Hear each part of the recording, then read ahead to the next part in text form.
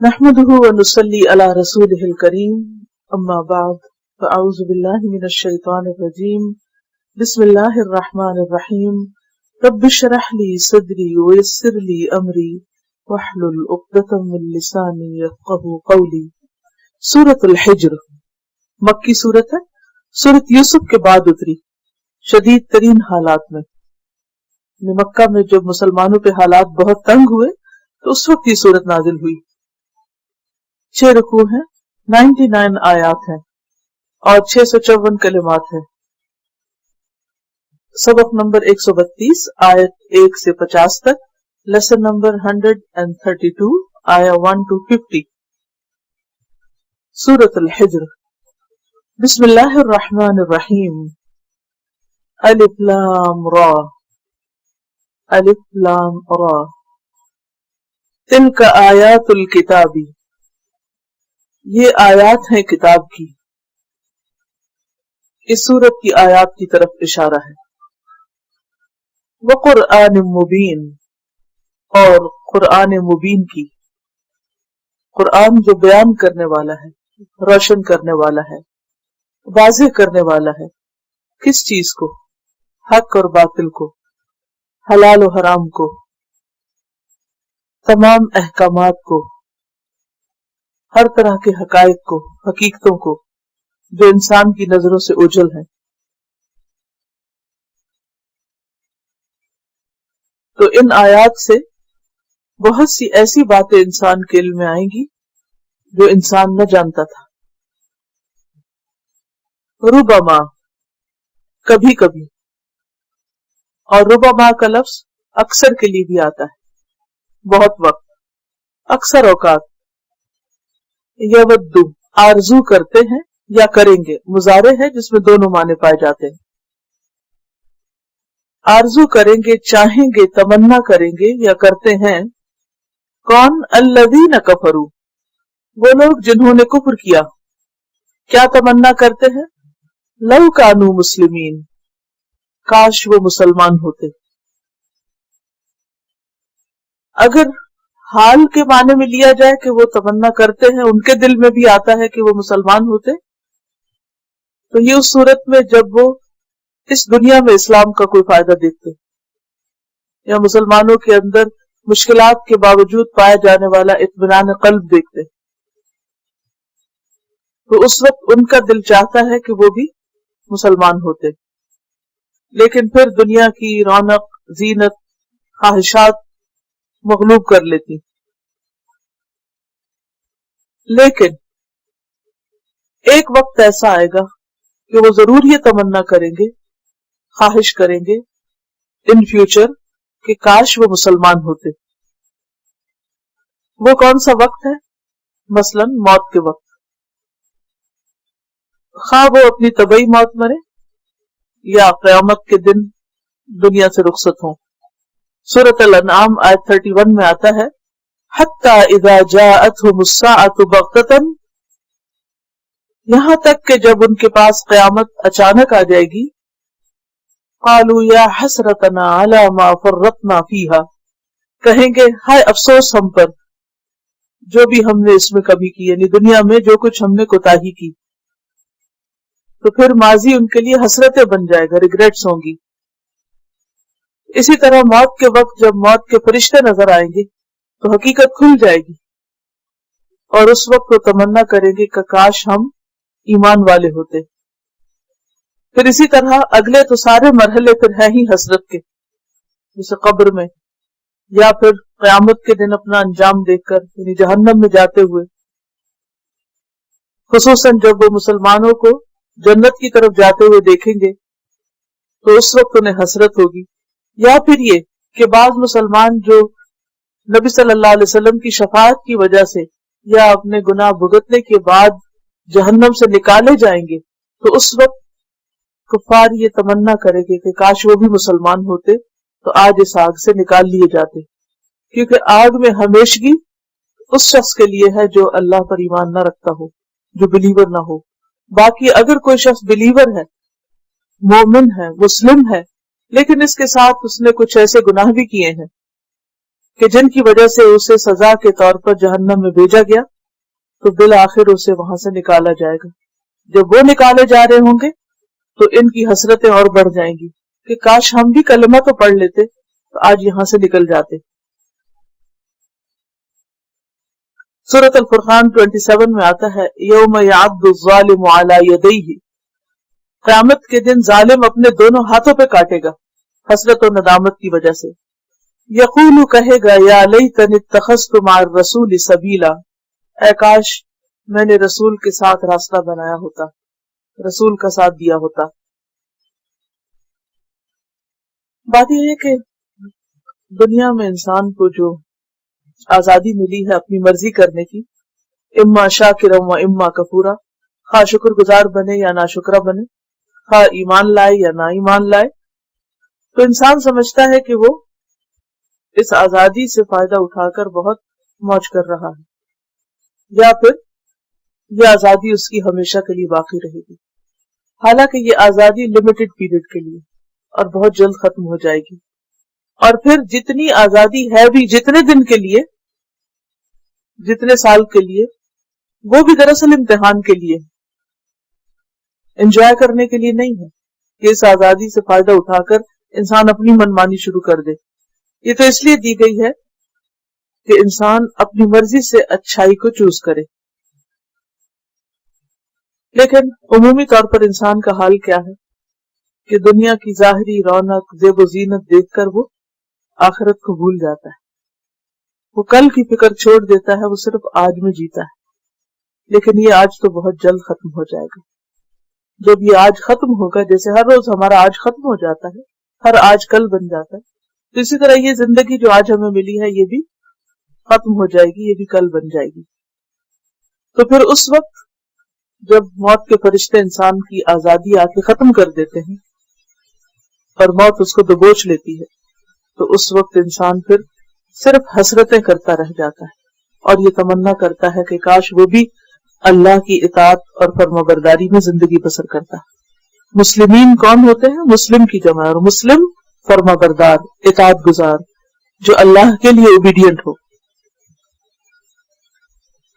لیکن آج چونکہ سمجھتے نہیں، اس لیے سخت قسم کی ڈانٹ پلائی جا رہی ہے۔ ذرہم، چھوڑو ان کو، رہنے دو ان کو، یعنی جس حال میں ہے، یاکلوا، کھائیں، ویتمتعوا، اور مزے اڑائیں، عیش کریں یعنی دنیا میں، ویلہہم الامل، اور ان کو غافل بنائے رکھے جھوٹی امید، الامل آرزو، امید، توقع،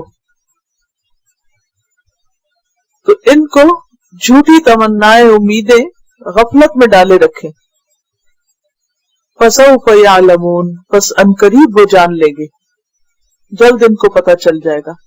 اور یہ جو لفظ ہے نا یلہہم، یہ اصل میں لہو سے ہے، لام ہا واو، لہا یلہو کھیلنے کو کہتے ہیں، کھیلنا، شوقین ہونا۔ تو ہر وہ چیز جو انسان کو اصل مقصد سے ہٹا دے وہ لہو ہوتی۔ سورۃ التکاثر میں بھی آتا ہے الہاکم التکاثر، وہ بھی اسی لفظ سے، مشغول کر دیا تم کو کثرت کی خواہش نے، یعنی انسان کا خیال اصل مقصد سے ہٹ جائے جس بھی چیز کی وجہ سے، تو وہ کیا ہے اس کے لیے؟ لہو۔ تو ان کو چھوڑ دیجئے کہ یہ کھائیں پیئیں، کیونکہ عموماً انسان کی جو خواہشات ہیں وہ ان میں سر فہرست نمبر 1 کھانا پینا۔ کوئی کام ہو، خوشی ہو، غمی ہو، کچھ ہو، سب سے زیادہ فکر کس کی ہوتی؟ کھائیں گے کیا؟ یاکلوا، انہیں کھانے کے لیے چھوڑ دو، کھاتے رہیں۔ ویتمتعوا، اور مزے اڑائیں۔ اور یہ مزے اڑانا اور عیش کرنا صرف کھانے میں ہی نہیں بلکہ باقی چیزوں میں بھی۔ اس کا یہ مطلب نہیں کہ انسان دنیا میں کھا نہیں سکتا یا مزہ نہیں کر سکتا یا کوئی پرلطف چیز نہیں کھا سکتا۔ ہر حلال چیز اللہ نے انسان کے لیے جائز قرار دی ہے، لیکن اپنی حد کے اندر۔ صرف لذت کا حصول، لذتوں کے پیچھے دوڑنا یہ زندگی کا مقصد نہیں ہونا چاہیے کہ انسان ہر وقت اسی بات کے بارے میں سوچتا رہے کہ اور کس طرح انجوائے کرے۔ یعنی ہر انجوائے کرنے والی انٹرٹینمنٹ والی چیز کے پیچھے انسان دوڑتا ہے اور ہر چیز میں انٹرٹینمنٹ داخل کر لے، یہ درست نہیں۔ آج آپ دیکھیں کہ انسان اس قدر ان چیزوں کے پیچھے دوڑ رہا ہے کہ سنجیدہ چیزوں کو بھی اس نے غیر سنجیدہ بنا دیا۔ تعلیم بھی بس وہ چاہیے کہ جس میں انٹرٹینمنٹ، اسی لیے ایک نئی اصطلاح وجود میں آ گئی ہے ایڈوٹینمنٹ، یعنی ایسی ایجوکیشن جس میں انٹرٹینمنٹ ہو۔ کوئی سنجیدہ چیز سنجیدہ رہی ہی نہیں، نہ انسان سنجیدگی سے سوچنا چاہتا ہے، نہ کوئی سنجیدہ سیریس کام کرنا چاہتا ہے۔ ہر چیز فن، میلہ، مزہ اڑانا، بس ہر وقت انہی چیزوں کے پیچھے دوڑ رہا ہے۔ تو بات یہ ہے کہ کھانا پینا تو ضرورت زندگی ہے، لیکن اگر زندگی کا مقصد صرف کھانا پینا اور مزہ کرنا رہ جائے تو یہ پسندیدہ نہیں، یہ کسی مسلمان کا شعار نہیں ہو سکتا۔ سورۃ المرسلات 46 میں آتا ہے، کلوا وتمتعوا قلیلا انکم مجرمون، کھاؤ اور مزے اڑاؤ تھوڑے سے، یعنی چند دن کی زندگی میں، یقیناً تم مجرم ہو اور تمہارا یہ جرم قیامت کے دن تمہارے سامنے آ جائے گا۔ ایک حدیث میں آتا ہے، رسول اللہ صلی اللہ علیہ وسلم نے ارشاد فرمایا، اللہ تعالیٰ اس شخص سے نفرت کرتے ہیں جو سخت مزاج ہو، اسٹبن ہو، زیادہ کھانے والا ہو، بازاروں میں چیخنے والا ہو، رات میں مردے کی طرح سوتا رہتا ہو، دن میں گدھے کی طرح یعنی دنیاوی کاموں میں پھنسا رہتا ہو، دنیا کے معاملات کا جاننے والا اور آخرت کے امور سے بالکل جاہل ہو۔ ایسا شخص اللہ کو پسند نہیں، کہ جس کی زندگی کیا ہے، صرف کھانے کا شوق، بات کرے تو چیخے چلائے، سخت مزاج، سونے کا شوق، اور پھر صرف دنیا کے کاموں میں جت جانے کا فکر، بس آخرت کی کوئی فکر نہیں۔ بخاری کی روایت ہے، نبی صلی اللہ علیہ وسلم نے فرمایا، اللہ کی قسم مجھے تمہارے بارے میں فقر و فاقہ کا ڈر نہیں کہ تم بھوکے مر جاؤ گے، بلکہ اس بات سے ڈرتا ہوں کہ دنیا کو تم پر پھیلا دیا جائے، یعنی زیادہ دنیا تمہیں ملے، جس طرح تم سے پہلے لوگوں پر دنیا کو پھیلایا گیا تھا، پھر تم بھی دنیا کو حاصل کرنے کے لیے ایک دوسرے سے آگے بڑھنے لگو، یعنی دنیاوی ترقی اور شان و شوکت میں مقابلے کرنے لگو، جس طرح تم سے پہلے لوگ دنیا کو حاصل کرنے کے لیے ایک دوسرے سے آگے بڑھتے تھے، پھر دنیا تم کو اس طرح غافل کر دے جس طرح ان کو غافل کر دیا تھا، پھر اس غفلت کا انجام کیا ہوتا ہے؟ وہی جو ابھی آپ نے دیکھا، وَمَا أَهْلَكْنَا مِنْ قَرْيَةٍ إِلَّا وَلَهَا كِتَابٌ مَعْلُومٌ، وَمَا أَهْلَكْنَا اور نہیں ہلاک کیا ہم نے، من قریۃ کسی بستی کو، الا مگر، وَلَهَا اس کے لیے یعنی اس بستی کے لیے، کتاب مقرر وقت، کتاب کا لفظی معنی ہوتا ہے مکتوب، لکھی ہوئی چیز، یعنی لکھی ہوئی مدت، معلوم جو معلوم ہے، یعنی ہر وقت اللہ کے علم میں ہے، اللہ کو پتا ہے کہ کوئی کام کب ہونا ہے۔ یعنی اے اہل مکہ، اگر تمہاری پکڑ نہیں ہو رہی تو اس کا یہ مطلب نہیں کہ اللہ تمہیں نہیں پکڑ سکتا، وہ جس نے عاد اور سمود کو پکڑا وہ تمہیں بھی پکڑ سکتا ہے۔ تم اپنی اس سرکشی، شرک، عناد اور الحاد سے باز آ جاؤ، ورنہ تمہارا انجام بھی وہی ہوگا جو پہلے بستیوں کا انجام ہو چکا۔ اس سے ایک بات یہ بھی پتہ چلتی ہے کہ کوئی بھی قوم کتنی بھی ترقی یافتہ ہو، کوئی بھی تہذیب کتنے بھی عروج پہ پہنچ جائے، لیکن اس کا ایک وقت مقرر ہے، وَلَهَا كِتَابٌ مَعْلُومٌ، جو اللہ کے علم میں ہے کہ یہ کیا کیا کریں گے اور کس کس راستے سے زوال کی طرف جائیں گے، ان کا ڈکلائن ہوگا۔ مَا تَسْبِقُ مِنْ أُمَّةٍ أَجَلَهَا وَمَا يَسْتَأْخِرُونَ، نہیں آگے نکل سکتی کوئی امت، کوئی قوم، اجلہا اپنے مقرر وقت سے، وما یستأخرون اور نہ وہ پیچھے رہ سکتے ہیں، کہ وقت سے پہلے بھی فیصلہ نہیں آئے گا اور مقرر وقت ٹلے گا بھی نہیں. جب وقت آ جائے گا تباہی کا تو پھر کوئی اس ڈکلائن کو روک نہیں سکے گا. جیسے کوئی چیز اوپر سے لڑکنا شروع کرتی ہے نا تو پھر وہ لڑکتی چلی جاتی, اسے کوئی تھام نہیں سکتا. تو اہل مکہ کو برے انجام سے ڈرایا جا رہا ہے. اور یہ سورت صرف اہل مکہ کے لیے تو نازل نہیں ہوئی, ہر ایک کے لیے اس میں عبرت, ہر ایک کے لیے سبق.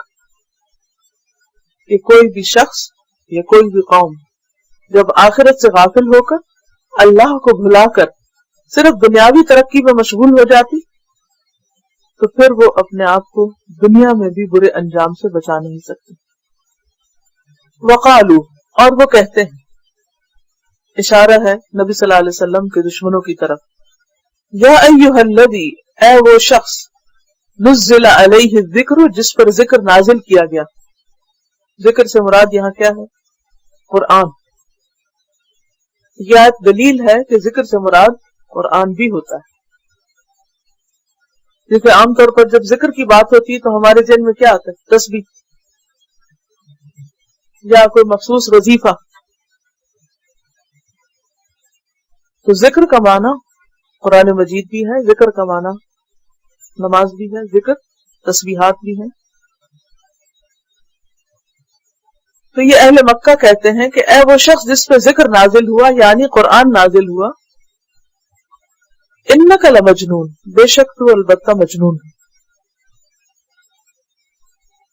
سورۃ یاسین پڑھیے تو پتہ چلتا ہے, اللہ تعالیٰ فرماتے یاسین والقرآن الحکیم, قسم ہے قرآن حکیم یعنی حکمت والے, وزڈم سے بھرے ہوئے قرآن کی. انک لمن المرسلین, بے شک آپ رسولوں میں سے.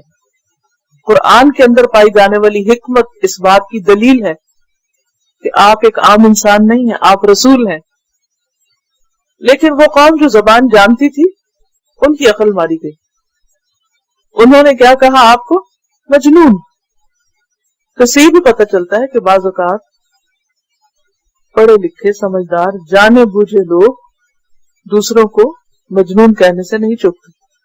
وہ جانتے ہوتے ہیں کہ جو بات وہ کہہ رہا ہے اس میں کوئی جنون نہیں, لیکن ضد اور سرکشی اور ہٹ دھرمی کی وجہ سے دوسرے کے اوپر الزام تراشی کی جاتی ہے. اور یہ جو مجنون ہونے کا, پاگل ہونے کا یا سرفرا ہونے کا ٹائٹل ہے, یہ پہلے پیغمبروں کو بھی دیا گیا اور نبی صلی اللہ علیہ وسلم کے بعد بھی آپ کے ماننے والوں کو وقتاً فوقتاً ایسے خطابات سے نوازا گیا.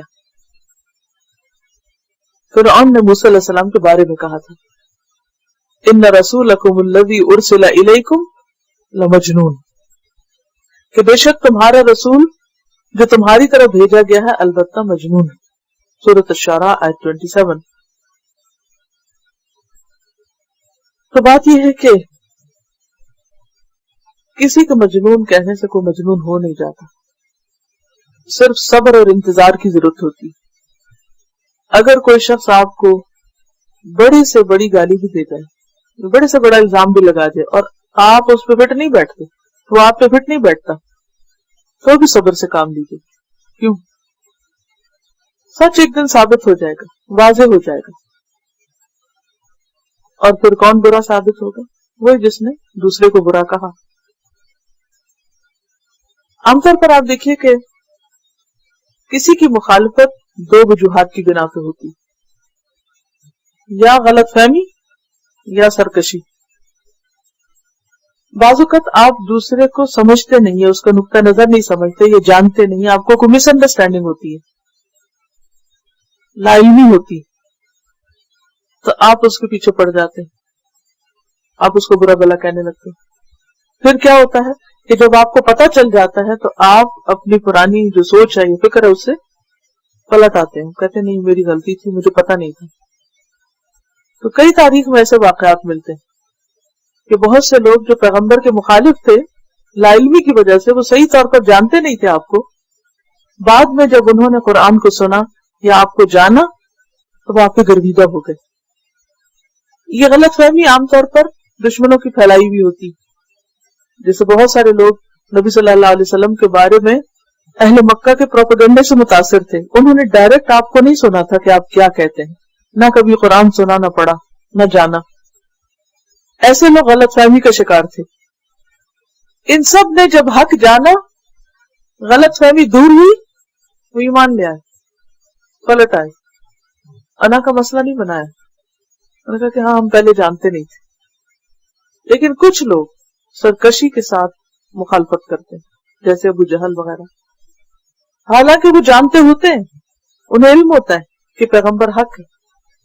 اہل کتاب کے علماء، قرآن کہتے ہیں یعرفونہ کما یعرفون ابناءہم، وہ آپ کو اس طرح پہچانتے ہیں جیسے اپنے بیٹوں کو پہچانتے ہیں، لیکن اس کے باوجود وہ نہیں مانتے. کیوں نہیں مانتے؟ سرکشی تھی. بغیم بینہم، قرآن بغی کا لفظ استعمال کرتا ہے، یہ بغی سرکشی کو کہتے ہیں. ایسے لوگوں کے سامنے جتنے بھی آپ دلائل لے آئیں، جتنی بھی ان کو نصیحت کریں، جتنا بھی انہیں آپ سمجھائیں، وہ نہیں سمجھتے. پھر کیا کرنا چاہیے؟ عارض عن الجاہلین، اعراض برتنا چاہیے، سر نہیں پھوڑنا چاہیے. پھر کیونکہ آپ کا اپنا سر ہی پھوٹے گا. آپ اپنا رخ ایسی چیز کی طرف کر لیجئے کہ جہاں آپ بہتر یا پروڈکٹیو انسان ثابت ہوں. اب آپ دیکھیے کہ آپ کو بھی مجنون کہنے والے، کریزی کہنے والے دو طرح کے لوگ ہیں. ایک تو وہ جو میڈیا کے پروپیگنڈے سے متاثر ہے، وہ سمجھتے کہ اسلام بہت وحشیانہ مذہب ہے، اور وہ آپ سے ڈرے ہوئے بھی ہیں اور آپ سے خوف زدہ ہیں، لیکن ان کو آپ سے کوئی ضد، دشمنی، عداوت نہیں. وہ وہی دوہرا رہے ہیں جو وہ سنتے ہیں، اس لیے مجنون کہہ رہے ہیں کہ دوسرے آپ کو مجنون کہتے ہیں. ایسے لوگوں کو جب آپ کا اخلاق متاثر کرتا ہے یا آپ کی کوئی دلیل متاثر کرتی ہے تو وہ آپ کے قریبی ہو جاتے ہیں. ادفع باللتی ہی احسن فاذا الذی بینک وبینہ عداوۃ کأنہ ولی حمیم. لیکن کچھ لوگ صرف غلط فہمی کی وجہ سے آپ کو مجنون نہیں کہتے، ایکسٹریمسٹ نہیں کہتے، بلکہ سوچ سمجھ کے یہ سب کچھ ایجاد کرتے ہیں. ایسے لوگوں پر پھر کوئی نصیحت کارگر نہیں ہوتی. اور ہمیشہ سے یہ ہوتا چلا ہے، پیچھے آپ پڑھ بھی چکے کہ ہر دور میں پیغمبروں کے یا پیغمبروں کے ماننے والوں کے دشمن باقی رہے. مخالفت ختم نہیں ہو سکتی. وہ جیسے ایک محاورہ ہے کہ انسان سونے کا بھی بن جائے تب بھی کوئی نہ کوئی اس میں نقص نکال لے گا جسے نکالنا ہوگا. اگر کوئی انسان سونے کا بن جائے، کیوں مثال دی جاتی سونے کی؟ کیونکہ سونا ایک ایسی چیز ہے جس کی ویلیو ہر دور میں، ہر جگہ، ہر حال میں ہوتی ہے. اس قدر ویلیوبل شخص بھی کوئی ہو، اتنا قیمتی بھی ہو، تو بھی اس کے اندر کوئی نہ کوئی خامی انسان نکال ہی لیتے ہیں. تو آپ کو پتا ہونا چاہیے کہ آپ کیا ہیں. جیسے حدیث میں آتا ہے نا، الناس معادن کمعادن الذهب والفضة، لوگ کانوں کی طرح ہیں، سونے چاندی کی طرح. خیارهم فی الجاہلیت خیارهم فی الاسلام اذا فقہوا، جو ان میں جاہلیت میں اچھے ہوتے ہیں وہ اسلام لا کے بھی اچھے ہوتے ہیں جب وہ سمجھ جائیں. تو آپ کو پتا ہونا چاہیے کہ آپ سونا ہے یا چاندی ہے. کوئی آپ کو مانے یا پہچانے یا نہ مانے، اس سے کوئی فرق نہیں پڑتا. اگر آپ فائدہ مند ہیں، آپ کو اپنی قیمت کا خود علم ہے اور آپ اس سے اپنی آخرت کما رہے ہیں، تو بھلے کوئی آپ کو نہ اکنالج کرے، آپ کو کوئی پریشانی نہیں ہونی چاہیے. اپنی ویلیو بڑھائی. اور انسان کی ویلیو کس سے بڑھتی؟ اس کے علم، اخلاق، اس کے فائدہ مند ہونے سے. جتنے زیادہ آپ فائدہ، سونے کی ویلیو کیوں ہے؟ فائدہ مند ہے نا، زیادہ فائدہ مند ہے. کس کی نسبت؟ چاندی کی نسبت. لیکن آپ دیکھیے کہ فائدہ مند بننے کے لیے پھر انسان کو مشقتوں سے گزرنا پڑتا ہے، مخالفتوں کے باوجود بھی حق پر ڈٹے رہنا پڑتا ہے، استقامت اختیار کرنی پڑتی. بہت سے لوگ چھوٹی چھوٹی باتوں سے گھبرا جاتے ہیں اور حق کا راستہ چھوڑ دیتے ہیں. پیغمبروں کا طرز عمل آپ دیکھیے کہ انہوں نے کس قدر مشقتیں سہی، لیکن اپنا راستہ نہیں چھوڑا، اپنا کام نہیں چھوڑا. کسی نے مجنون کہہ دیا تو وہ پاگل نہیں ہو گئے حقیقی معنوں میں، ان پہ اس کا کوئی اثر نہیں ہوا. اور ایک شخص یہ ہوتا ہے کہ اگر کوئی اس کو پاگل کہہ دے تو وہ پاگل بن کے دکھا دیتا ہے. پاگل بننے سے پرہیز کیجیے. اور پاگل کب ہوتا ہے انسان؟ کیا چیز، کون سی کوالٹی انسان کو پاگل کرتی ہے؟ غصہ. تو جب بھی کوئی داعی، اس صورت کو صورت الدعات بھی کہا جاتا ہے، دین کی دعوت دینے والوں کی صورت. دعات دعوت ہوتی ہے نا، جیسے اسی طرح داعی ہوتا ہے تو اس سے دعات. جیسے دعا لکھتے ہیں نا، آگے گولتے ڈال دیں اور دال پہ پیش ڈال دیں. جو دین کا کام کر رہے ہیں یا دین کی طرف یا نیکی کی طرف لوگوں کو بلا رہے ہیں اور ان کے لیے ہر طرف سے مخالفت ہو جائے، حالات شدید ہو جائیں، تو پھر وہ لوگوں کی باتوں میں نہ آئے، لوگوں کے رویے ان کو ٹریگر نہ کرے. وہ پھر بھی جو اچھا کر رہے ہیں کرتے رہیں، جمے رہیں. لَوْ مَا تَأْتِينَا بِالْمَلَائِكَةِ، کیوں نہیں تم لے آتے ہمارے پاس فرشتے. ایک طرف کہتے ہیں مجنون ہو، پھر مجنون سے کہتے ہیں فرشتے سامنے لاؤ. یعنی مجنون تو پھر تم خود ہی ہو نا، یہ اپنی بات میں کنٹرڈکشن ہے. لَوْ مَا تَأْتِينَا بِالْمَلَائِكَةِ، تم ہمارے پاس کوئی فرشتے کیوں نہیں لے آتے ہمیں متاثر کرنے کے لیے. ان کنت من الصادقین، اگر تم سچوں میں سے ہو اپنے اس دعوے میں، اپنی اس بات میں. کس بات میں؟ توحید کی دعوت میں.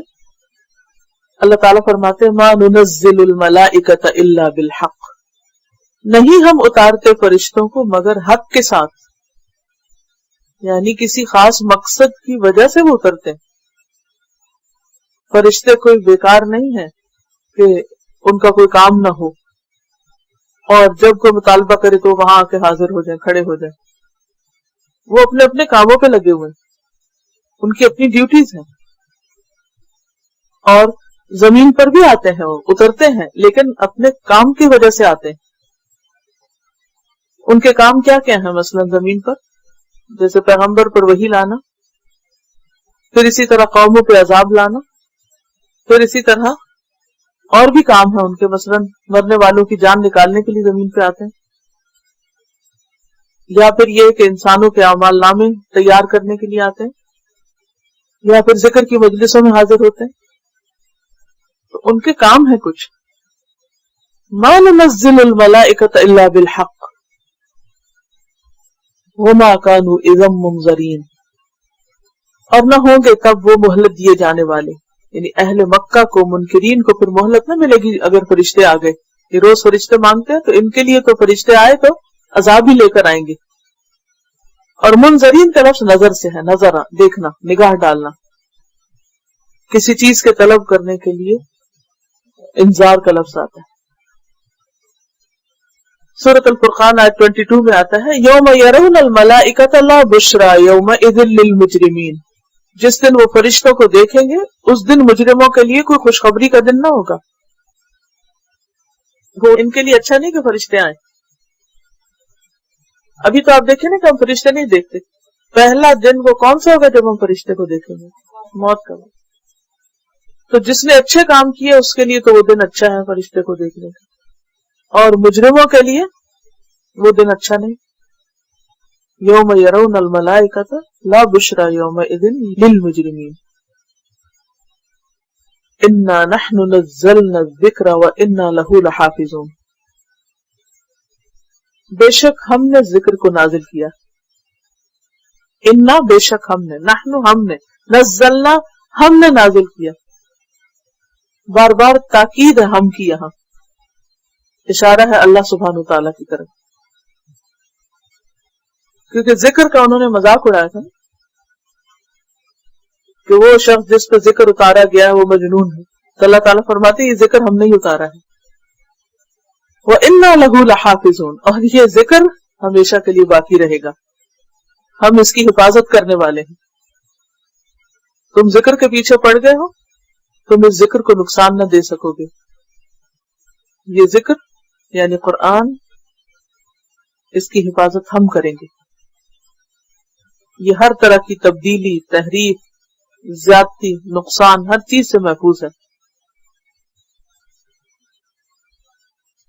اور یہ ایک حقیقت ہے، تاریخی حقیقت ہے کہ قرآن مجید وہ واحد کتاب ہے جو 1500 سال سے بغیر کسی تبدیلی کے آج بھی ہم پڑھتے ہیں، سنتے ہیں، لکھتے ہیں، اس دور کی کوئی کتاب محفوظ نہیں، صرف یہی ایک کتاب محفوظ ہے۔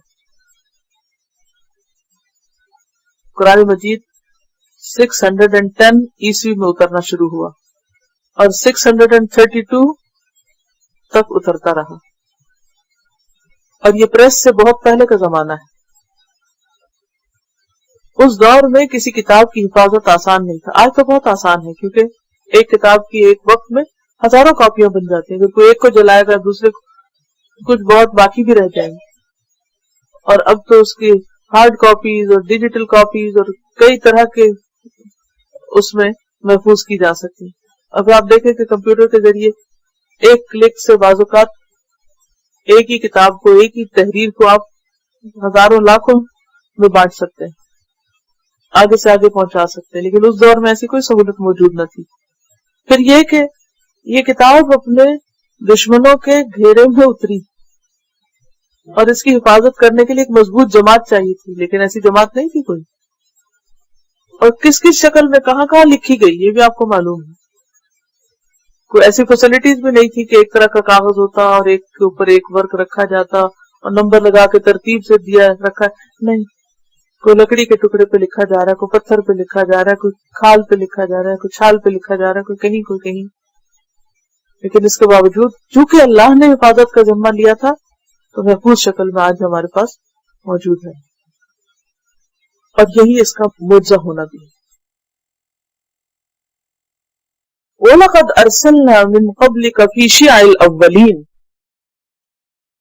وَلَقَدْ أَرْسَلْنَا، اور البتہ تحقیق بھیجے ہم نے، من قبلک، آپ سے پہلے، فی شیع الاولین، پہلی قوموں میں، کیا بھیجے؟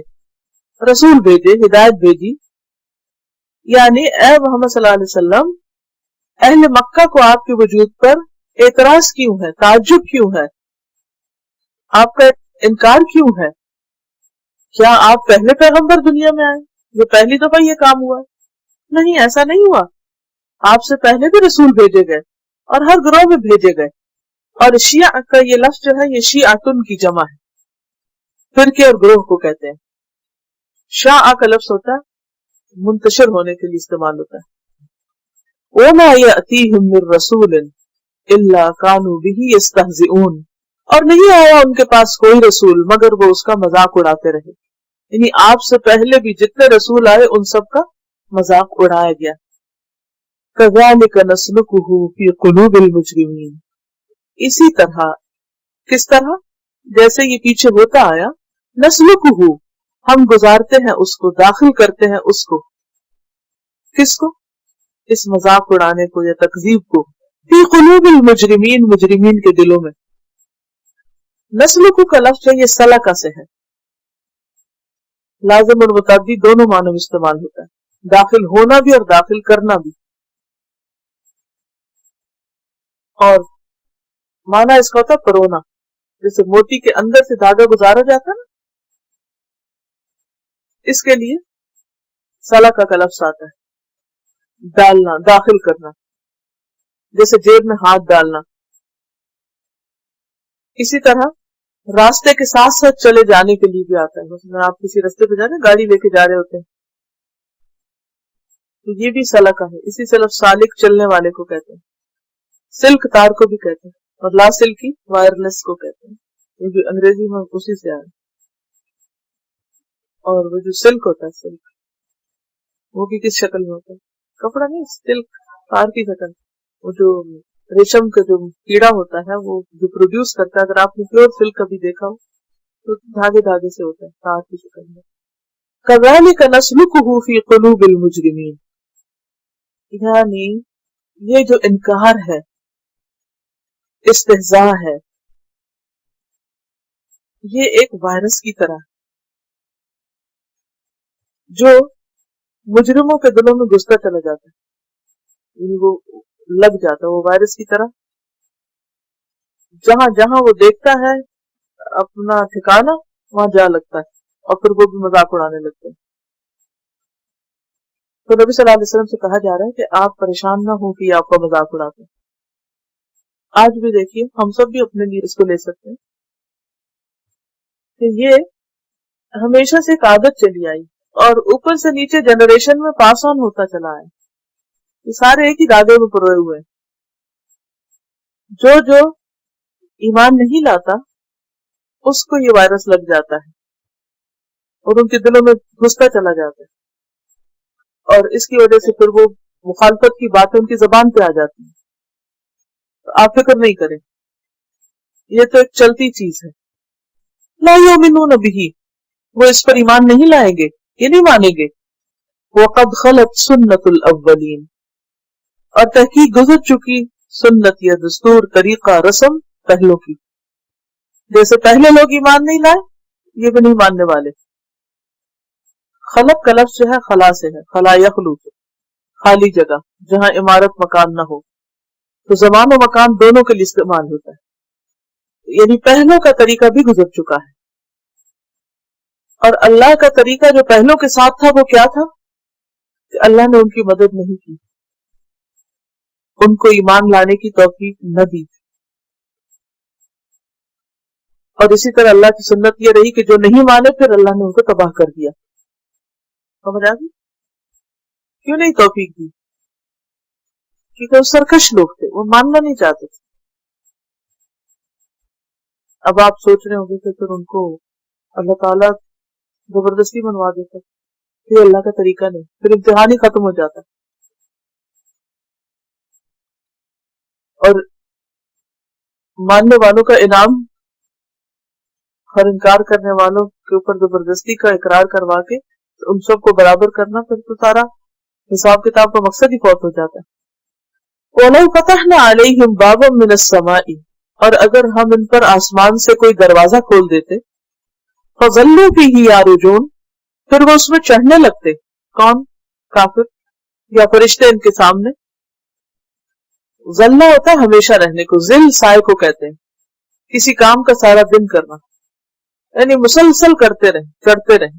یا رجون کا لفظ عروج سے ہے، عارج لفظ بھی اسی سے، چڑھنے والا، بلندی کی طرف جانے والا. یعنی یہ اتنے سرکش ہیں، اتنے ڈھیٹ ہیں کہ اگر ان کی آنکھوں کے سامنے آسمان کا کوئی دروازہ بھی کھل جائے اور یہ خود اس میں چڑھ بھی جائیں، یا ان کی آنکھوں کے سامنے فرشتے چڑھ رہے ہیں، اس میں جا رہے ہیں، اندر داخل ہو رہے ہوں، اور دن دہاڑے یہ کام ہو رہا ہو اور سارا دن یہ ہوتا رہے، تو بھی یہ مانیں گے نہیں. لقالو، البتہ ضرور کہیں گے، انما سکرت ابصارنا، ہماری آنکھوں پہ روک لگا دی گئی، ہماری آنکھیں مدہوش کر دی گئی، یعنی ہم پر جادو کر دیا گیا، یہ حقیقت نہیں ہے. سکرت، سین کاف را. سکر کہتے ہیں ایسی حالت جب انسان عقل اور ہوش کھو بیٹھے. ابصارنا، ابصار بصر کی جمع ہے، آنکھیں، یعنی ہماری آنکھیں دیکھنے سے روک دی گئی، یہ تو ہم خواب دیکھ رہے ہیں، لگتا ہے ہمیں کسی نے مسحور کر دیا ہے. بل نحن قوم مسحورون، بلکہ ہم سحر زدہ قوم ہیں، یعنی جن پہ جادو کر دیا گیا. اتنا بڑا معجزہ بھی ان کی آنکھوں کے سامنے ہو تو چونکہ یہ سرکش ہے، ڈھیٹ ہے، ماننا نہیں چاہتے، اس کو بھی انکار کر دیں گے. بات یہ ہے کہ اس دنیا میں اللہ نے چونکہ انسان کو عقل دی ہے، زبان دی ہے اور آزادی بھی دی ہے، تو بہت سے لوگ اس آزادی کا ناجائز فائدہ اٹھاتے ہیں، اور وہ کیا کرتے ہیں، بڑی سے بڑی دلیل کو چند جھوٹے الفاظ سے جھوٹا ثابت کر دیتے ہیں. لیکن حقیقت یہ ہے کہ سچ تو سچ ہے. کچھ لوگوں کے پاس ایسا آرٹ اور ایسی سکلز ہوتی ہیں کہ وہ معمولی سے معمولی چیز کو بہت بڑا بنا کے دکھا دیتے ہیں، یعنی بیکار چیز کو بھی وہ بہت ہی امپورٹنٹ بنا کے آپ کو دکھا دیں. تو بات یہ ہے کہ وہ کیا کرتے ہیں. کبھی آپ کا واسطہ پڑا کسی ایسے شخص سے جس نے کوئی معمولی سی چیز آپ کو مہنگے داموں بیچ دی ہو، صرف اپنی ٹیکنیکس کی وجہ سے، اسپیکنگ اسکل کی وجہ سے رائی کا پہاڑ بنا دیتے. کیسے بناتے, کیا کرتے؟ باتیں بنانی خوب آتی ہے. زخرف القول, چکنی چپڑی باتیں. یہ کہہ رہی ہے کہ اچھے سیلز مین کی نشانی یہ کہ وہ گنجے کو کنگھی بھی بیچ سکتا ہے. تو بعض لوگ حقیقت کا انکار بڑی خوبصورتی سے کر لیتے ہیں کہ ان کے پاس کچھ ایسی مکارانہ چالیں ہوتی ہیں کہ جس کی وجہ سے وہ دن کو رات اور رات کو دن بنا دیتے ہیں اور لوگ ان سے دھوکا کھا جاتے ہیں. اور یہ شیطانی چالیں ہوتی ہیں, جیسے ابلیس نے کیا. اس نے آدم علیہ السلام کو کس طرح برگلایا اور وہ اسی درخت کا پھل کھلوا دیا جس سے منع کیا گیا, ساری جنت چھوڑ دی. آج کل جیسے پروپیگنڈا وار کا لفظ آپ بہت سنتے ہیں, تو بعض اوقات ایک ہی بات کو اتنی دفعہ دہرایا جاتا ہے, اتنی دفعہ دہرایا جاتا ہے کہ وہ جھوٹ بھی بالکل سچ لگنے لگتا ہے. اللہ تعالیٰ فرماتے ہیں وَلَقَدْ جَعَلْنَا فِي السَّمَاءِ بُرُوجًا, اور البتہ تحقیق بنائے ہم نے آسمان میں برج. بروج برج کی جمع. برج کا لفظ معنی ہوتا ہے ظاہر ہونا, وہ چیز جو دور سے نمایاں ہو, جیسے قلعہ وغیرہ. مراد اس سے سیارے ہیں, بڑے ستارے. وَزَيَّنَّاهَا لِلنَّاظِرِينَ, اور ہم نے انہیں دیکھنے والوں کے لیے خوشنما بنا دیا. یعنی نیکڈ آئی سے جب کوئی آسمان کی طرف دیکھتا ہے رات کو, جب کہ آسمان صاف ہو, کوئی بادل نہ ہو, کوئی گرد و غبار نہ ہو, تو آسمان پر رات کے وقت ستاروں کا جو سین ہے وہ انسان کو اللہ کی قدرت پہچاننے میں بہترین مددگار. پہلے آسمان کے دروازوں کی بات نہیں کہ یہ لوگ دروازے سے چڑھ بھی جائے تو بھی نہیں مانیں گے, کچھ کہیں گے یہ تو جادو ہے. لیکن جس نے حق قبول کرنا ہوتا ہے اس کے لیے آسمان کا دروازہ کھولنے کی بھی ضرورت نہیں, وہ صرف ایک واضح سین کے ذریعے بھی رب کی عظمت کو محسوس کر لے گا. وہ رات کے اندھیرے میں چمکتے ستاروں کو, بروج کو, ستاروں سیاروں کو دیکھ کر مسحور ہو جائے گا, دوسری طرح سے مسحور, اسے اللہ کی پہچان ہو جائے گی. وَحَفِظْنَاهَا مِنْ كُلِّ شَيْطَانٍ الرَّجِيمٍ, اور حفاظت کی ہم نے اس کی, کس کی؟ آسمان کی. من کل شیطان الرجیم, ہر شیطان مردود سے. رجیم ملعون, مردود, سنسار کیا ہوا. رجم کا معنی تھا پتھر مار کے ہلاک کرنا. تو بات یہ ہے کہ آسمان اللہ نے بنایا, اس میں ستارے سیارے بھی اللہ نے بنائے. یہ خوبصورت سین اللہ نے بنایا کس لیے؟ تاکہ اپنی کریشن کے ذریعے وہ پہچانا جائے. اور پھر ستاروں کے بنانے کے کچھ اور بھی مقاصد ہیں, اور وہ کیا ہیں کہ ان کے ذریعے آسمان کو محفوظ کیا جائے, کیونکہ آسمان سے حق کا پیغام آ رہا ہے. الا من استرق السمع, مگر جو چرا لے کان لگا کر. استرق سرق سے, سرق مانا تھا کوئی چیز خفیہ طور پہ لے لینا, چوری کی کوشش کرنا. جو چوری کی کوشش کرے, السمع کان لگا کر, چوری چھپے باتیں سنے. فَأَتْبَعَهُ شِهَابٌ مُبِينٌ, تو تعاقب کرتا ہے اس کا روشن شعلہ. شہاب شعلے کو کہتے ہیں نا, مبین روشن. یعنی اللہ نے کس طرح حفاظت کی؟ شہاب ثاقب کے ذریعے شیطانوں کو اللہ کے احکامات سننے سے محفوظ رکھا اور ان کو شہاب ثاقب کے ذریعے بگا دیا. سورۃ الجن آیت 9 میں آتا ہے فَمَن يَسْتَمِعِ الْآنَ يَجِدْ لَهُ شِهَابًا رَصَدًا.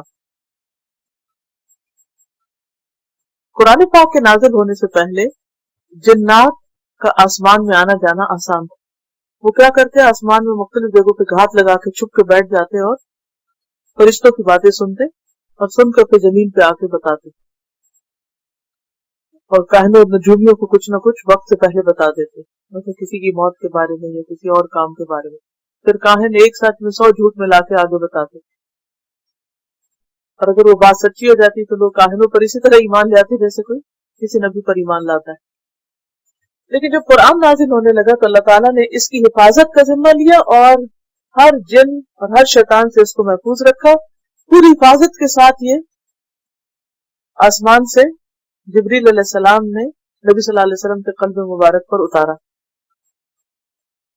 اسی کی طرف اشارہ ہے کہ ستارے خوبصورت بھی ہیں اور حفاظت کا ذریعہ بھی ہیں، انہی میں شہاب ثاقب بھی ہیں۔ سورۃ شعراء میں آتا ہے انہم عن السمع لمعزولون، انہیں سننے سے معزول کر دیا گیا، اب نہیں سن سکتے۔ اس آیت کی تفسیر میں امام بخاری نے ابو ہریرہ کی حدیث بیان کی ہے کہ نبی صلی اللہ علیہ وسلم نے فرمایا جب اللہ تعالیٰ آسمان سے کوئی فیصلہ نازل فرماتا ہے، یعنی آسمان میں کوئی فیصلہ فرماتا ہے، تو فرشتے اللہ تعالیٰ کے فرمان کے سامنے جھکے ہوئے اپنے پروں کو اس طرح مارتے ہیں، پھڑپھڑاتے ہیں جیسے پتھر پر زنجیر کھینچی جا رہی ہے۔ پکے فرش کے اوپر اگر کبھی بھاری زنجیر کھینچنے کی جو آواز ہوتی ہے اس سے آپ بات سمجھ سکتے ہیں۔ تو بخاری کے الفاظ تو اتنے ہی ہیں، لیکن دیگر راویوں کے الفاظ ہیں کہ جب اللہ تعالیٰ کا فیصلہ فرشتوں تک پہنچتا ہے اور جب ان کے دلوں سے اضطراب دور ہوتا ہے، یعنی جب کوئی حکم ملتا ہے تو ان کے اندر ایک طرح سے بے چینی ہوتی ہے، تو جو بے چینی دور ہوتی ہے تو وہ آپس میں ایک دوسرے سے بات کرتے ہیں کہ تمہارے رب نے کیا فرمایا؟ فرشتے کہتے ہیں اللہ نے حق فرمایا، نہیں جو بات کہی سچ کہی، اور وہ عالی مرتبہ اور گرامی قدر ہے۔ اب فرشتے ایک دوسرے کو جب بتاتے ہیں کہ اللہ تعالیٰ نے کیا فرمایا، کیا حکم دیا، تو اس کو چوری چھپے سننے والے بھی کچھ نہ کچھ سن لیتے ہیں۔ مثلا اگر اللہ تعالیٰ حکم دیتا ہے فلاں بستی کو عذاب لاؤ، یا فلاں شخص کو اٹھا لو، یا ایسا ہو جائے ویسا ہو جائے، تو وہ جو فیصلے ابھی زمین پہ نافذ نہیں ہوتے فرشتوں کو بھی تقسیم کیے جاتے ہیں، دیے جاتے ہیں، تو یہ چپے چپے سن لیتے ہیں۔ اور پھر یہ سننے والے ایک دوسرے کے اوپر اس طرح ہوتے ہیں کہ سفیان نے اپنے ہاتھ سے اس طرح وضاحت کی کہ دائیں ہاتھ کی انگلیوں کو کھول کر ایک دوسرے کے اوپر کھڑا کر دیا، یعنی یوں کر کے ایک کے اوپر ایک پوری سیڑھی بنی ہوئی ہوتی ہے۔ اب کیا ہوتا ہے وہ جو آخری ہوتا ہے وہ سن کے فوراً اگلے کو دیتا ہے اور وہ زمین تک لے آتے ہیں اس کو۔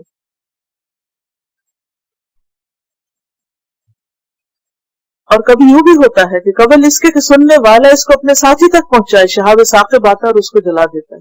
یعنی یہ بھی اللہ کے اذن سے ہوتا ہے کہ جتنی خبر اللہ نے پہنچانی ہے ان کے ذریعے پہنچا دے گا، اور اگر اللہ نہیں چاہتا کسی چیز کو پہنچانا تو اللہ کے اذن سے شہاب ثاقب آ کے اس دن کو ختم کر دیتا ہے۔ اور کبھی یہ ہوتا ہے کہ شہاب ثاقب اسے نہیں لگتا اور یہ بات اپنے سے نیچے والے ساتھی کی طرف منتقل کر دیتا ہے، حتیٰ کہ اسے زمین تک پہنچا دیتے ہیں۔ سفیان کی روایت میں ہے کہ پھر یہ بات زمین تک پہنچ جاتی اور وہ اس جادوگر یا کاہن کے منہ میں ڈال دی جاتی ہے، پھر وہ اس کے ساتھ 100 جھوٹ بولتا ہے، مگر پھر بھی اسے سچا سمجھا جاتا ہے جادوگروں کو۔ اور لوگ کہتے ہیں کہ کیا اس نے فلاں دن یہ بات نہیں کہی تھی کہ فلاں فلاں واقعات رونما ہوں گے، اور وہ ویسے ہی ہو گئے، حالانکہ اس کی پیشن گوئی اس بات کی وجہ سے سچی ثابت ہوتی ہے جو آسمان سے سنی گئی ہوتی ہے، اور جنات اس کو پہنچاتے ہیں۔ اس سے کئی اور باتیں بھی سمجھ میں آتی ہیں۔ اور کیا آپ پڑھتے ہیں نا بعض اوقات کی فلاں کسی نے پیشن گوئیاں کی، پریڈکشنز کی، سنتے ہیں؟ اچھا بعض اوقات وہ ویسے ہی ثابت بھی ہو جاتی ہوتا ہے نا۔ اب آپ کہتے ہیں کہ ایک طرف تو غیب کا علم کسی کو نہیں، تو ان کو کیسے پتہ چلا؟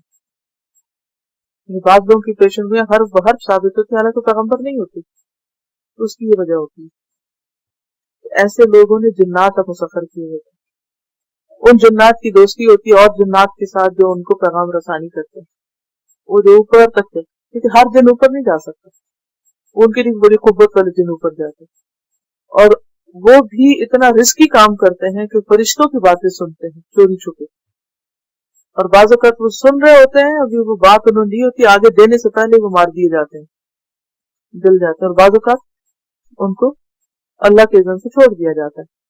جیسے سورۃ البقرہ میں بھی آتا ہے نا کہ وہ جو ہاروت اور ماروت تھے، وہ دونوں کیا کرتے تھے؟ لوگوں کو جادو سکھاتے تھے، اور وہ نہیں سکھاتے تھے مگر اللہ کے اذن سے، اور لوگ بھی ان سے کیا سیکھتے تھے؟ جس سے شوہر بیوی کے درمیان جدائی ہو۔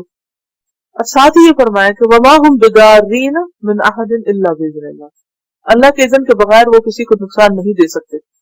تو اس سے یہ پتہ چلتا ہے کہ یہ اگر کچھ وہاں سے لیک ہوتا تو بھی اللہ کے اذن سے، وہ بھی اللہ کے علم میں ہوتا ہے۔ اور پھر دنیا میں اگر کوئی شخص کوئی پریڈکشن وغیرہ کرتا ہے تو اس کے علم کا سورس یہ ہوتا ہے، لیکن بعض اوقات وہ 10 پیشن گوئیاں کرتا ہے نا، ایک سچی ثابت ہو جاتی ہے اس علم کی وجہ سے جو وہ وہاں سے اس کو مل رہا ہوتا ہے، تو لوگ باقی 100 جھوٹ کو بھی برداشت کر لیتے، کہتے ہیں نہیں وہ سچا ہے کیونکہ فلاں بات ٹھیک ہوگی، جو غلط ثابت ہوتی ہے ان کو اگنور کر جاتے ہیں، ان کی طرف توجہ نہیں کرتے۔ تو یہی ساتھ میں بتایا گیا الا من استرق السمع، مگر جو چوری چھپے سن لیتا ہے، فاتبعه شهاب مبین، تو اس کے پیچھے روشن شعلہ پڑتا ہے. کیونکہ یہ جو شعلے ہیں یہ آسمان میں نظر بھی آتا ہے نا، بعض اوقات ایسے ستارہ ایک کسی چیز کے پیچھے دوڑتا ہوا نظر آتا ہے کہ اس کی بنیادی وجہ یہی. پھر اور نشانیاں اللہ نے دکھائی، اور یہ نشانیوں کا ذکر کیوں ہے؟ تاکہ نہ ماننے والوں کو حجت تمام ہو، اور جو ماننے والے ان کی آنکھیں کھلے اور وہ اپنے رب کو پہچانے. والارض مددناها، اور زمین کو ہم نے پھیلا دیا.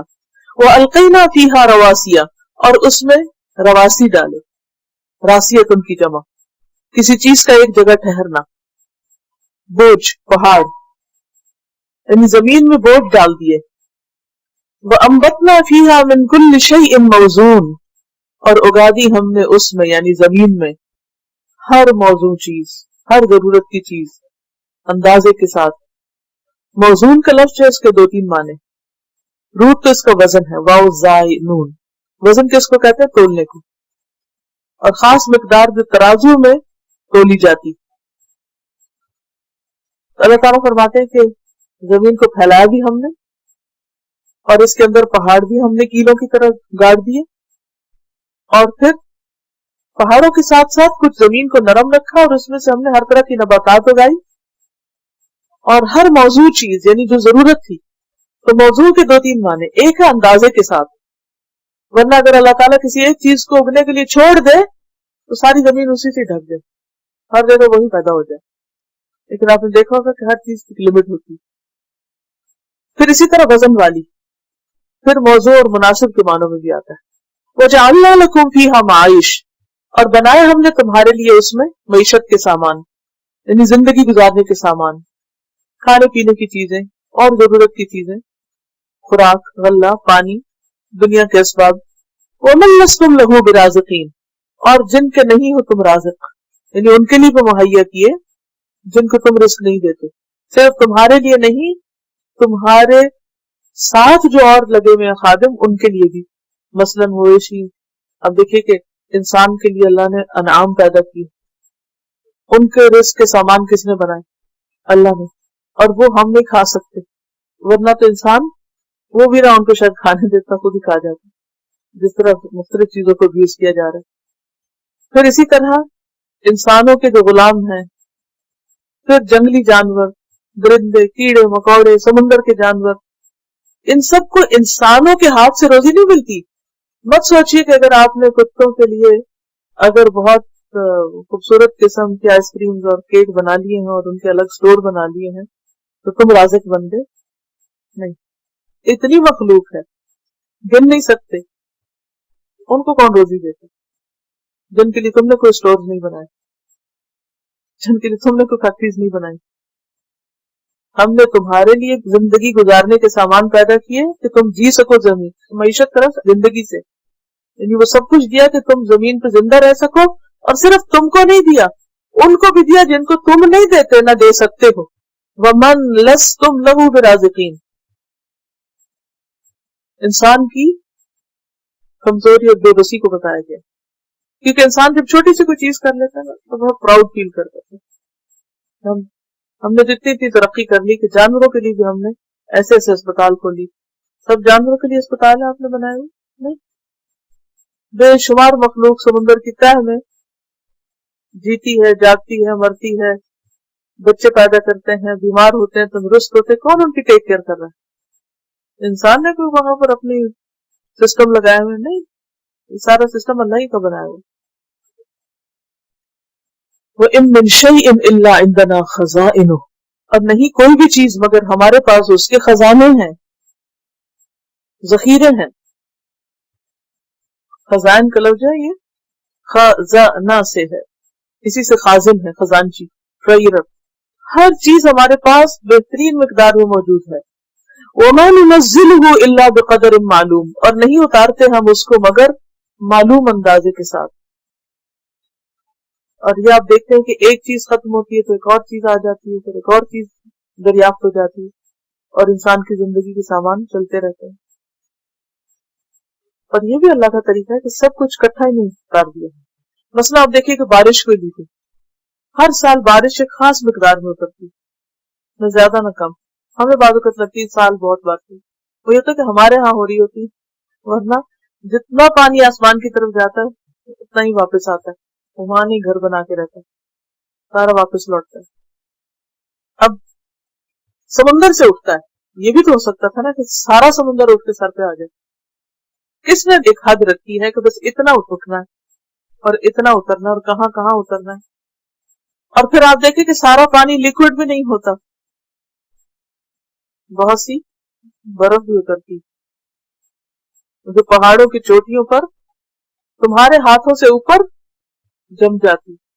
ایک سمندر کھاٹے مارتا ہے اور ایک سمندر جمع ہوا ہے تمہارے سروں پہ۔ جو پہاڑوں کی چوٹیوں پہ برف ہے وہ کسی سمندر سے کم نہیں ہے، لیکن وہ جمع ہوا سمندر۔ بعض جھیلیں ایسی، بعض جگہ پر ایسی جگہ پہ پانی ہے انٹارکٹک کے علاقے میں کہ جہاں 2-2 میل تک برف جمی ہوئی ہے، اس کے نیچے میٹھے پانی کے ذخیرے ہیں۔ اور پھر یہ جو پہاڑوں کی چوٹیوں پہ برف جم جاتی ہے، وَمَا نُنَزِّلُهُ إِلَّا بِقَدَرٍ مَعْلُومٍ، پھر وہ سمر آتی ہے، پھر آہستہ سے پگھلتا ہے، پھر پانی اندازے کے مطابق اترتا جاتا ہے اور تم خوب عیش کرتے رہتے ہو، جتنا چاہتے ہو پھر استعمال کرتے ہو۔ یہ سب پلاننگ کس کی؟ انسان کی نہیں ہے، یہ اللہ کی۔ پھر گلیشیئرز کی شکل میں پانی رکھ دیا اس نے، میٹھا پانی جو انسان کی ضرورت پر استعمال کرے۔ خود سمندر کے اندر ایسی ندیاں، ایسی اسٹریمز اور ایسے علاقے ہیں کہ جہاں پر میٹھا پانی، یہ سب کچھ کس نے بنایا؟ اللہ نے بنایا۔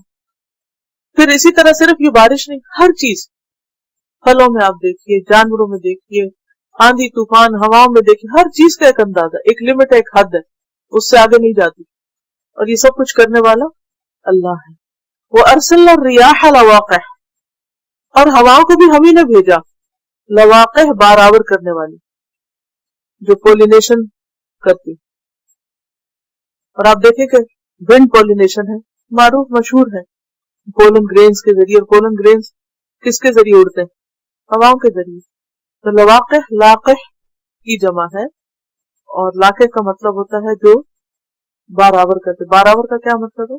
بوجھل کر دے، پودوں کو پھلدار کر دے، کیونکہ میل فیمیل ہوتا ہے نا پودوں میں بھی، پولینیشن، یعنی یہ فرٹیلائزیشن جو ہے یہ پولینیشن سے ہوتا ہے، اور یہ پولینیشن ہوا کے ذریعے ہوتی ہے۔ وَأَرْسَلْنَا الرِّيَاحَ لَوَاقِحَ، یہ ہوائیں ہم نے بھیجی۔ اسی طرح صرف ونڈ پولینیشن اور وہ ان کو پولن کو ہی نہیں اڑائے پھرتی، بلکہ ہوا ہی پانی کو بھی اڑائے پھرتی ہے بادل کی شکل میں، وہ بھی لواقع ہے۔ فَأَنزَلْنَا مِنَ السَّمَاءِ مَاءً، پھر آسمان سے ہم نے پانی اتارا، واٹر سائیکل کی بات ہو رہی۔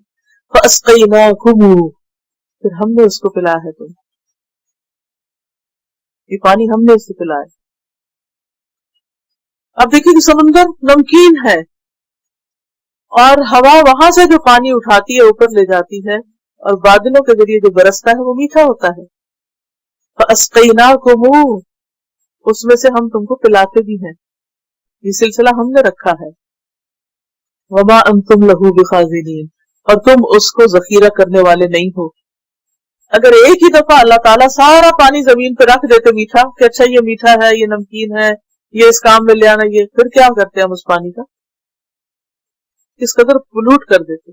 ابھی بھی آپ دیکھیں دریاؤں کا کیا حال کیا ہم نے، سمندروں کا کیا کیا، بیچز کا کیا حال ہے، ندیوں کا کیا حال ہے، لیکس کا کیا حال ہے، کیا بچا انسان کے ہاتھ؟ اگر اللہ یہ سسٹم نہ رکھتا کہ بارش کے ذریعے مزید صاف ستھرا پانی برسا کے تمہاری رزق کا سامان نہ کرتا، تو تم تو اس کو سنبھال نہیں سکتے تھے۔ وما انتم لہو بخازنین، تمہارے پاس تو سٹوریج کا کوئی سامان نہیں کہ تم اسے اپنی حفاظت کے لیے بچا کے رکھتے۔ اور پھر جو پہاڑوں کے اوپر تمہاری ریچھ سے اوپر جما کے رکھا اس کو، اور پھر آہستہ آہستہ اترتا ہے، یہ سب کون کرتا ہے؟ اللہ ہی کرنے والا ہے۔ وَإِنَّا لَنَحْنُ نَحْيِي وَنُمِيتُ وَنَحْنُ الْوَارِثُونَ، اور بے شک ہم زندگی دیتے ہیں اور ہم ہی موت دیتے ہیں، اور ہم وارث ہوں گے، ہم باقی رہنے والے ہیں، تم سب ختم ہو جاؤ گے۔ سورۃ البقرہ میں آتا ہے نا، کیف تکفرون باللہ وکنتم امواتا فاحیاکم ثم یحییکم ثم یمیتکم ثم الیہ ترجعون۔ سورۃ مریم 40 میں آتا ہے انا نحن نرث الارض ومن علیہا والینا یرجعون، زمین کے ہم وارث ہوں گے اور جو بھی اس پر ہے، اور ہماری طرف سب لوٹائے جائیں گے.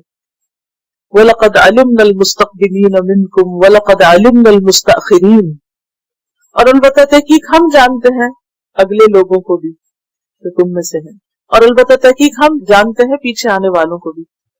مستقدم اور مستأخر کی جمع ہے، مستقدمین اور مستأخرین. مستقدمین اگلے لوگ یعنی نیکیوں میں آگے جانے والے، یہ گزرے ہوئے لوگ جو پہلے پیدا ہوئے اور فوت ہو چکے، یہ نیکیوں میں آگے جانے والے، یہ جو دنیا میں ہم سے پہلے آئے. اور مستاخرین جو بعد میں آئیں گے، جو ابھی پیدا نہیں ہوئے، یا جو اسلام لانے میں تاخیر کیے، یا جو نیکیوں میں پیچھے رہ گئے، سب اللہ ہی کو پتا ہے کون کہاں کھڑا ہے، کون کب پیدا ہوگا، کون کب مرے گا، کون جلدی اسلام لائے گا، کون بعد میں لائے گا، کون پہلے مرے گا، کون بعد میں مرے گا، سب اللہ کے علم میں ہے. وَإِنَّ رَبَّكَ هُوَ يَحْشُرُهُمْ، اور بے شک تیرا رب وہی ان کو اکٹھا کرے گا. کن کو؟ مستقدمین اور مستاخرین کو، آگے پیچھے آنے والوں کو. إِنَّهُ حَكِيمٌ عَلِيمٌ، بے شک وہ حکمت والا ہے، علم والا ہے، سب کچھ جانتا ہے. وَلَقَدْ خَلَقْنَا الْإِنسَانَ مِنْ صَلْصَالٍ مِّنْ حَمَإٍ مَّسْنُونٍ، اور البتہ تحقیق ہم نے پیدا کیا انسان کو، اور یہاں انسان سے مراد آدم علیہ السلام. کس سے پیدا کیا؟ سلسال سے. سلسال کیا ہے؟ کھنکنے والی خشک مٹی. کبھی مٹی کے برتن دیکھیں گے آپ تو بچتے ہیں نا. من حمئن، گارے سے، کیچڑ سے. مسنون، سڑے ہوئے، ڈھلے ہوئے، یعنی خاص شکل کے ڈھلے ہوئے. اسی سے لفظ سنت بھی ہے. سورۃ الرحمن میں بھی آتا ہے خلق الانسان من صلصال کالفخار. انسان کی جو تخلیق ہے اس کی کئی سٹیجز ہیں. کبھی آتا ہے تراب سے پیدا کیا، پانی میں پڑنے سے پہلے کی جو مٹی ہوتی ہے، ڈسٹ جس کو کہتے ہیں، اسے تراب کہا جاتا ہے.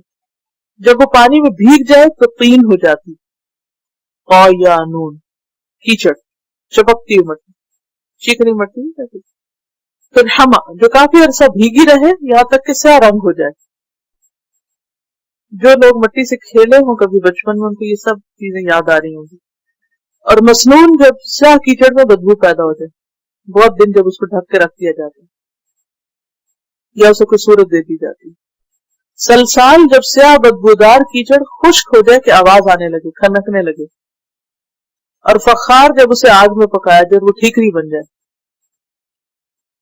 کبھی کسی نے اینٹیں بنانے والا بھٹا دیکھا ہے، یا کبھی وہاں جا کے پوچھا ان سے کہ اینٹیں کیسے بناتے ہیں؟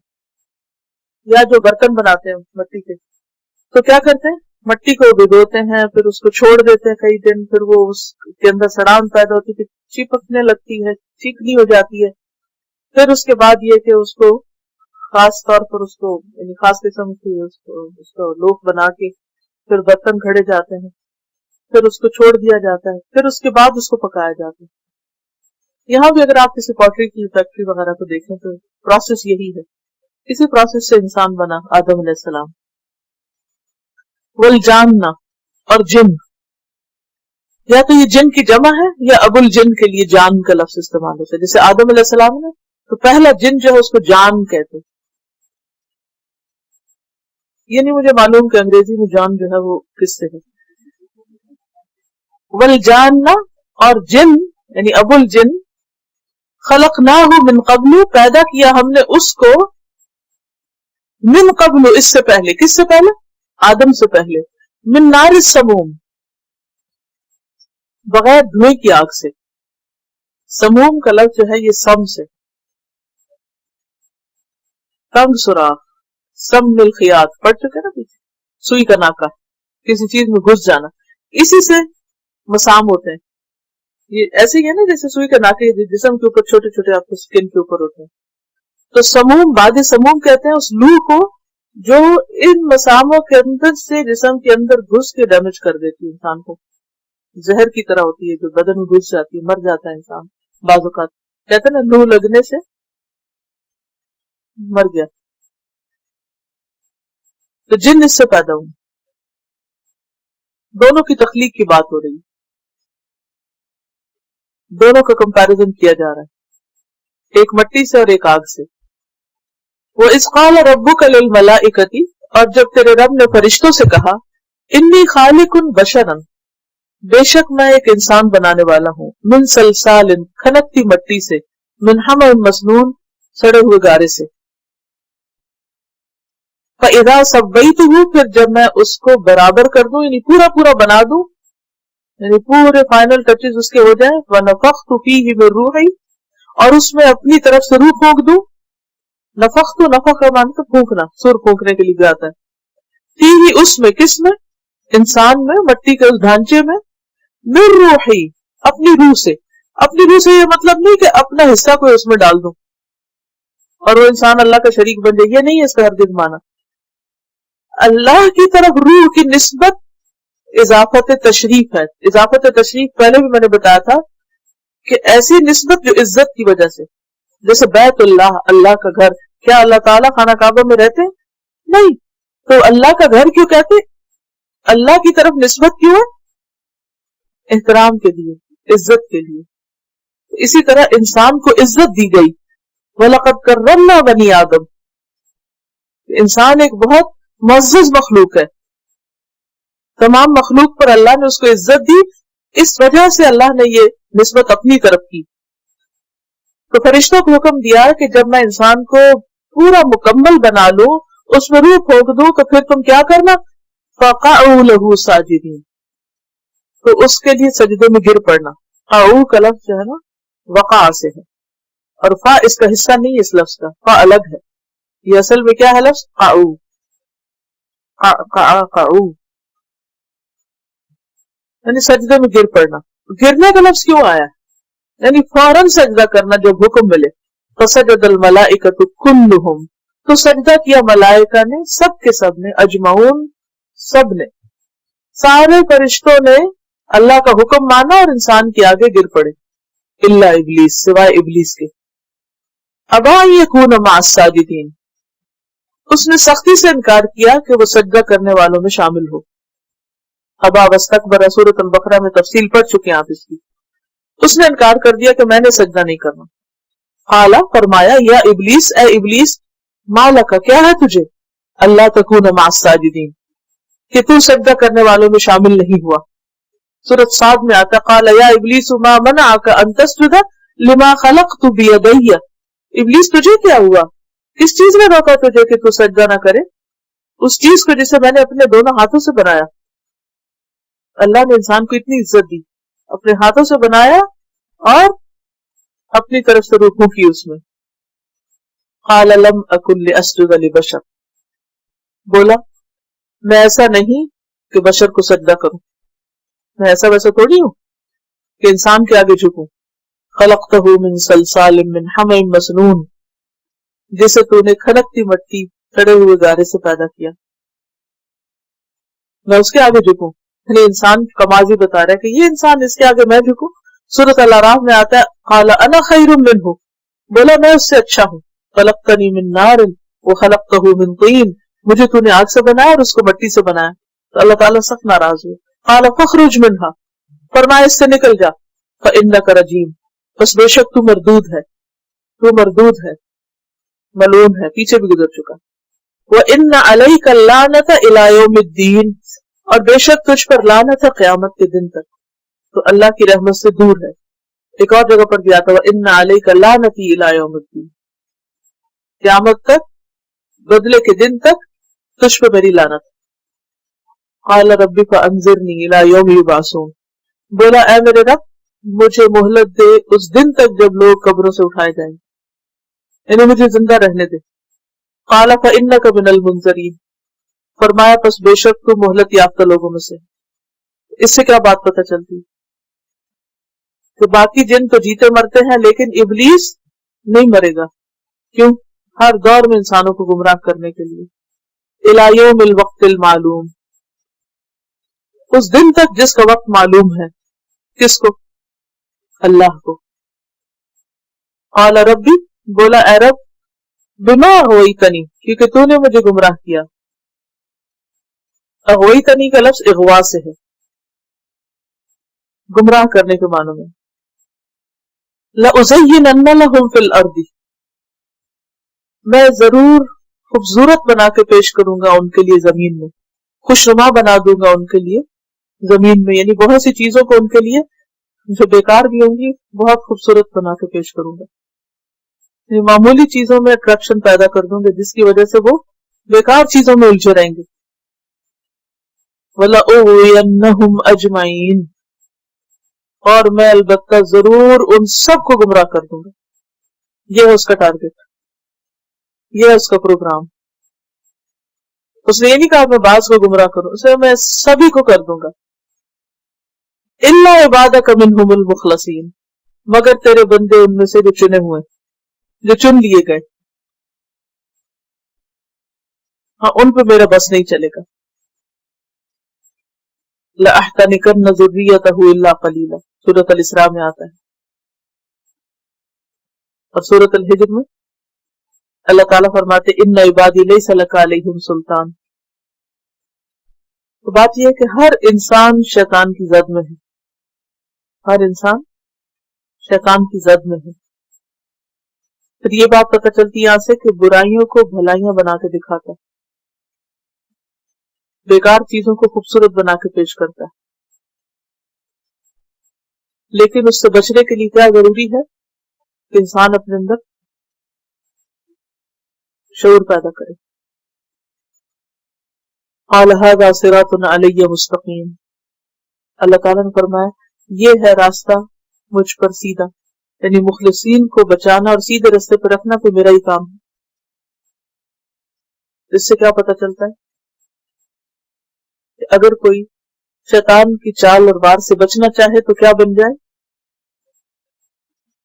مخلص، اور اس کے لیے اخلاص ضروری ہے کہ ہر حال میں سیدھے راستے کو اختیار کیے رکھے، کوئی چیز کتنی بھی اٹریکٹیو کیوں نہ ہو، کتنی بھی خوبصورت کیوں نہ ہو، اگر وہ اللہ کی مرضی کے خلاف ہے تو اس کی طرف نہ جھکے۔ ان عبادی لیس لک علیہم سلطان، بے شک میرے بندے ان پر تیرا کوئی زور نہیں ہوگا، یعنی میرے مومن بندوں پہ تیرا زور نہ ہوگا۔ الا من اتبعک من الغاوین، مگر جو تیری پیروی کرے گمراہ ہونے والوں میں سے، کجرا لوگوں میں سے۔ تو ایک طرف ہے مخلصین اور دوسری طرف ہے غاوین، ایک ہے صراط مستقیم پہ چلنے والے اور دوسرے ہیں ٹیڑھی راہ پہ چلنے والے۔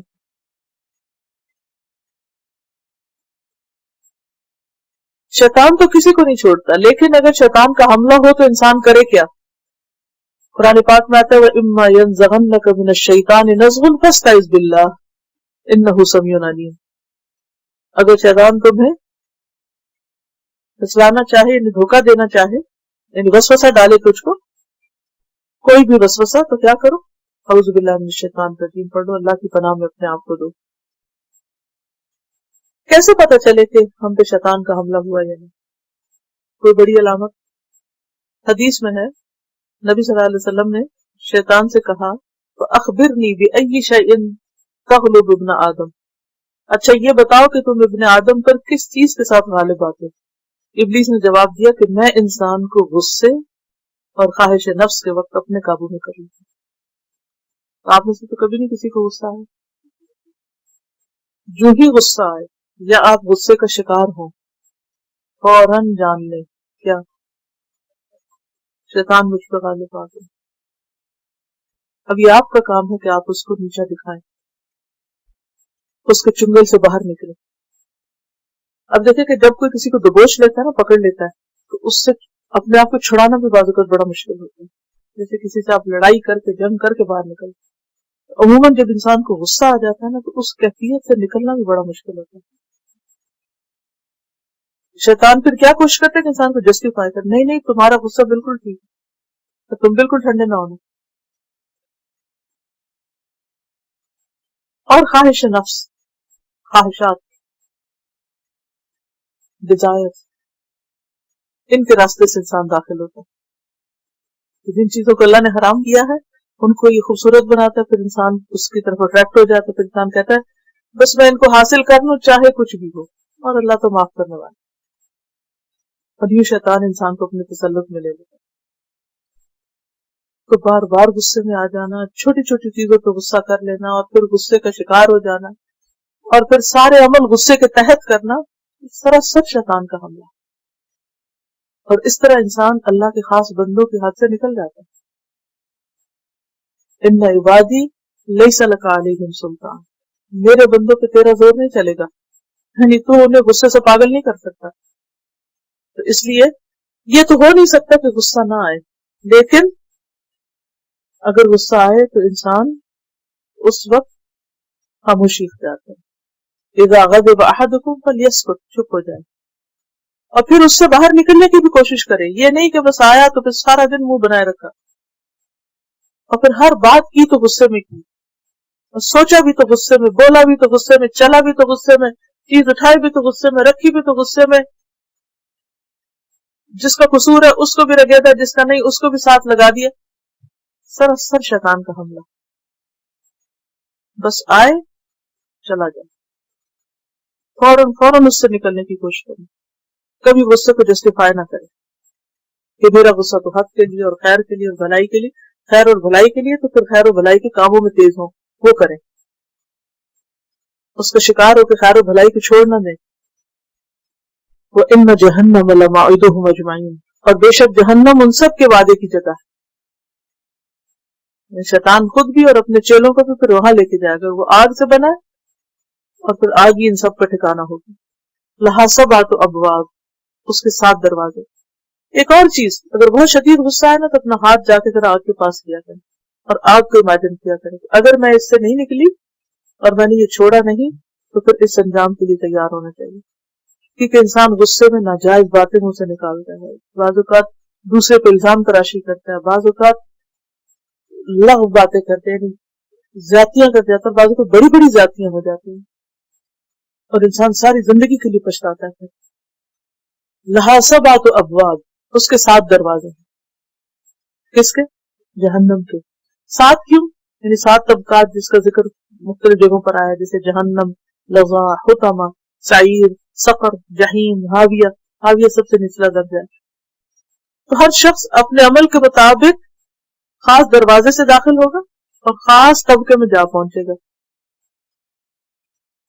دروازے بھی الگ الگ اور وہ دروازوں کا اینڈ جو آگے جا کے داخل ہوں گے وہ بھی الگ، ہر ایک کے لیول ہوں گے. پھر لِكُلِّ بَابٍ مِّنْهُمْ جُزْءٌ مَّقْسُومٌ، ہر دروازے کے لیے ان میں سے حصہ ہے مخصوص، تقسیم کیا ہوا.